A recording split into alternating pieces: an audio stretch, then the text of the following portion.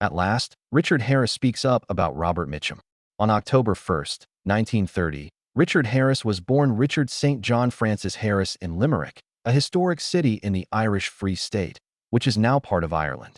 He was raised in a middle-class household with his siblings Patrick Ivan, Noel William Michael, Diarmuid Dermot, and William George Harris. He was the eldest son of Ivan John Harris and Mildred Josephine Harris. The rich cultural and dramatic legacy of Ireland had a profound impact on Richard from an early age, ultimately determining his course in life. Strong ties to his Irish heritage, family customs, and an innate talent for storytelling and acting characterized his formative years in Limerick. Harris was well known for both his physical and academic abilities while attending Crescent College, a Jesuit secondary school in Limerick, especially in rugby. His leadership abilities and spirit of competition were fostered during his time at Crescent College, and these qualities would later fuel his rebellious appeal and impassioned approach to acting. Even though Richard's formal education was based on conventional subjects, everyone around him could see that he had a remarkable charm and a passion for theater that went beyond the classroom. Harris first sought a career as a professional rugby player after finishing school, which highlighted his physicality and presence, two qualities that would be crucial for his subsequent stage and film performances. But in the end, Harris's passion for the arts prevailed, and he relocated to London to attend the London Academy of Music and Dramatic Art, or LAMDA. There, he developed his skills and established himself as a gifted and passionate actor who could dominate the stage with his rich voice, captivating presence, and profound emotional range. When Richard Harris rose to prominence in British and Irish theater and film in the 1950s and 1960s, his acting career took off. He was praised for his energy and adaptability, moving between gritty dramas, modern movies, and Shakespearean parts with ease. Shakespearean classics like Hamlet and King Lear were among his most well-known early-stage roles, demonstrating his capacity to evoke nuanced emotions and vividly bring great text to life. He received respect and critical recognition for his theater work from both audiences and peers. His roles in films such as This Sporting Life, 1963, marked his cinematic debut. In The Guns of Navarone, 1961, he further solidified his reputation as a leading man by portraying a distressed rugby league player with unbridled emotional strength. Richard was a darling among filmmakers and audiences because of his distinct blend of tough masculinity and delicate tenderness. He starred in a variety of films during the 1960s and 1970s, including the cult favorite Camelot, 1967, in which he portrays the fabled King Arthur with a combination of passion and dignity.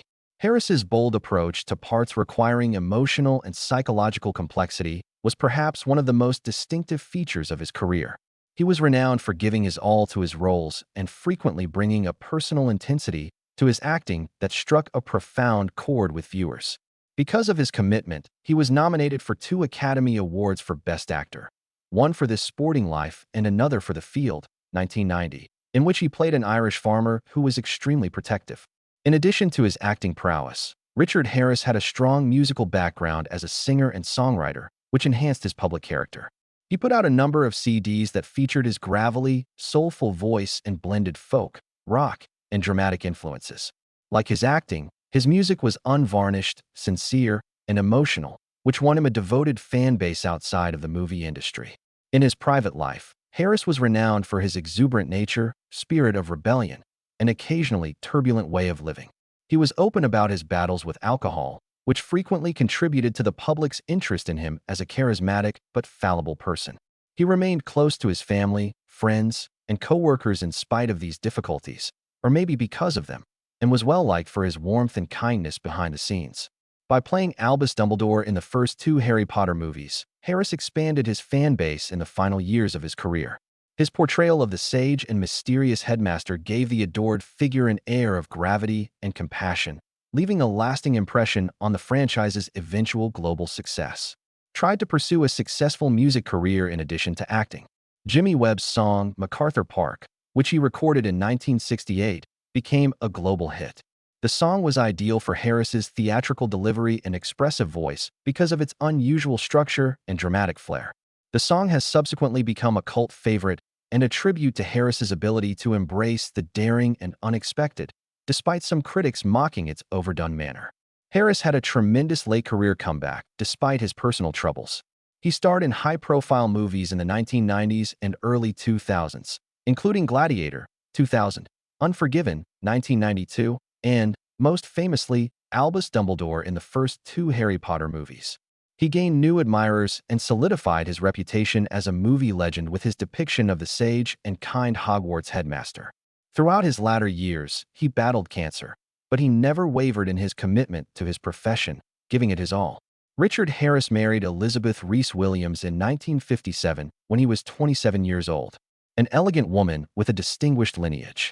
Elizabeth was the daughter of David Reese Williams, a well-known figure in British politics and public service who was known as the first Baron Ogmore. Her social ties and aristocratic upbringing gave the marriage a considerable respectability, and at first, their marriage captivated the public by fusing Harris's burgeoning stage and movie stardom with her illustrious heritage. Elizabeth, the poised and well-connected daughter of nobility, and Harris, the flamboyant and passionate Irish actor renowned for his fiery intensity and larger-than-life character, seemed to be a match made in heaven. A turbulent but productive chapter in Harris's personal life began with their marriage. Following in their father's footsteps, Richard and Elizabeth produced three sons who would all go on to have notable careers in the entertainment industry. Born in 1958, their eldest son, Damien Harris, went on to become a filmmaker and screenwriter, best known for films such as Gardens of the Night, 2008, and The Rachel Papers, 1989. The most well-known of the three would be Jared Harris, who was born in 1961 and received praise from critics for his parts in a wide range of movies and television shows, including as Mad Men, Chernobyl, and The Crown.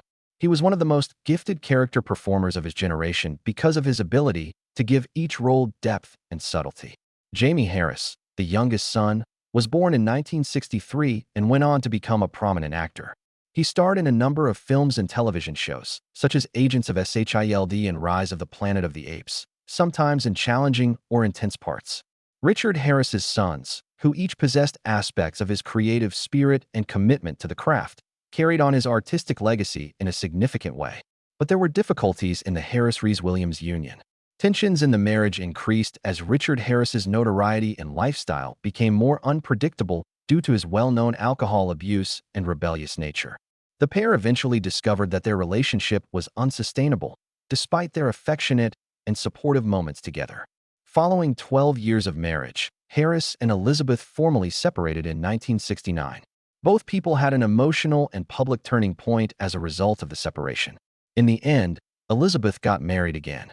Sir Rex Harrison, a well-known British actor who starred in movies like Dr. Dolittle and My Fair Lady, was chosen to be her second husband. Her life became even more entwined in the worlds of aristocratic society and high-profile show business after she married Harrison.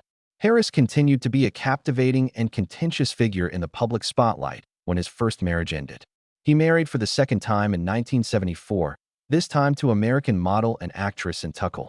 Tuckle, who was born in New York City in 1946 and was 22 years Harris's junior, had established herself as a remarkable and gifted entertainer.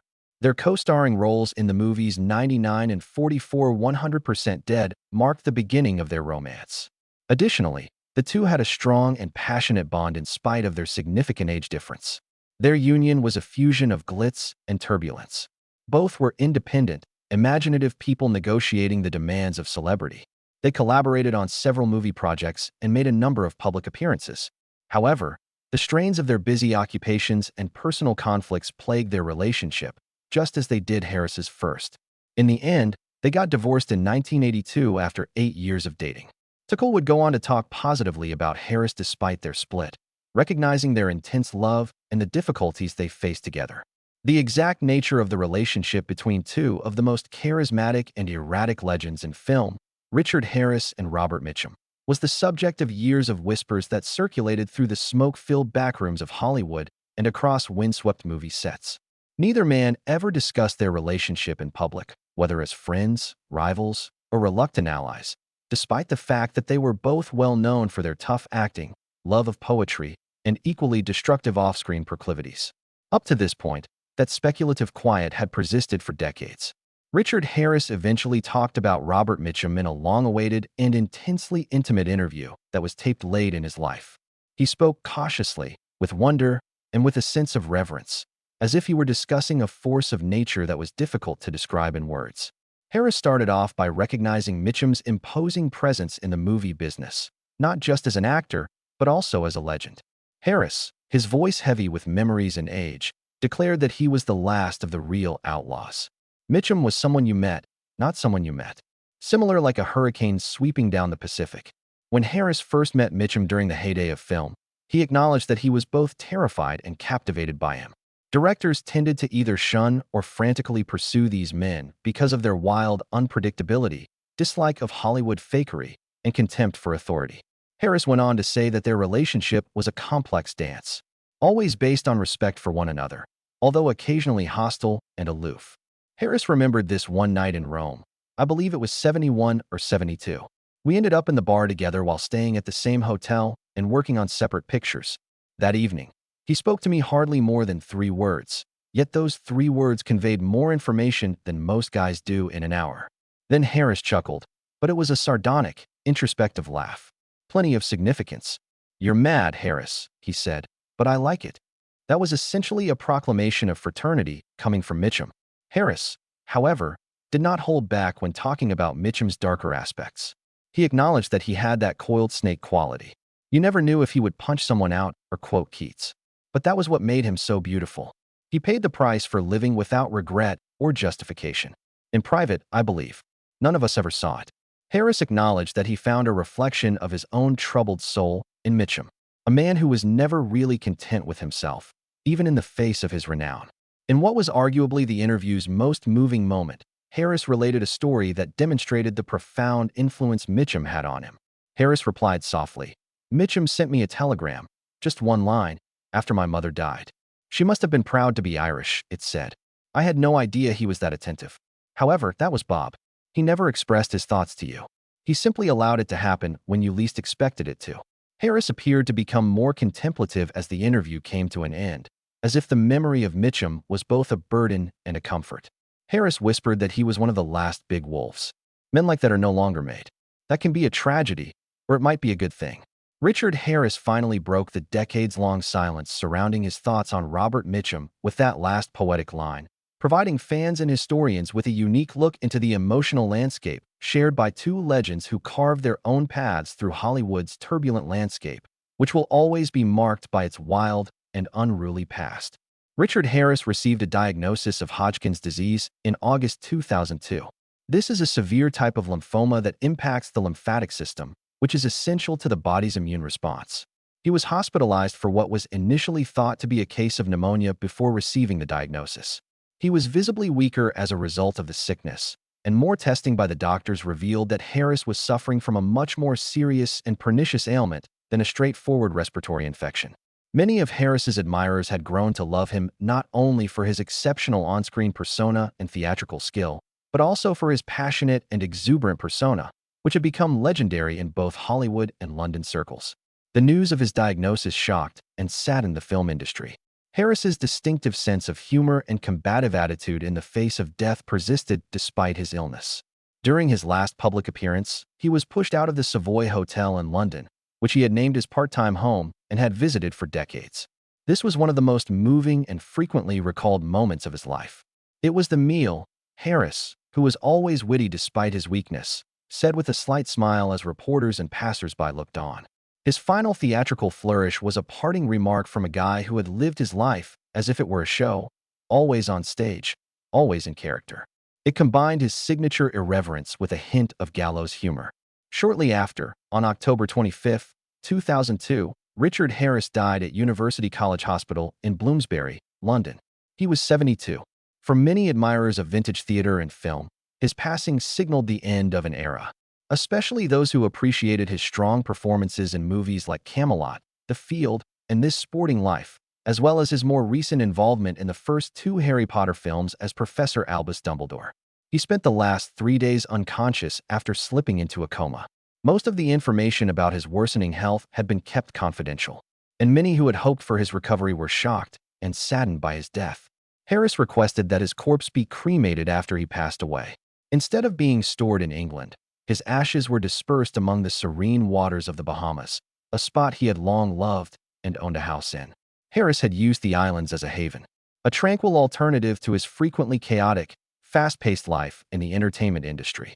His desire for peace and natural beauty, away from the stages, studios, and spotlight that had shaped so much of his life, was reflected in the choice to have his bones interred in the Caribbean.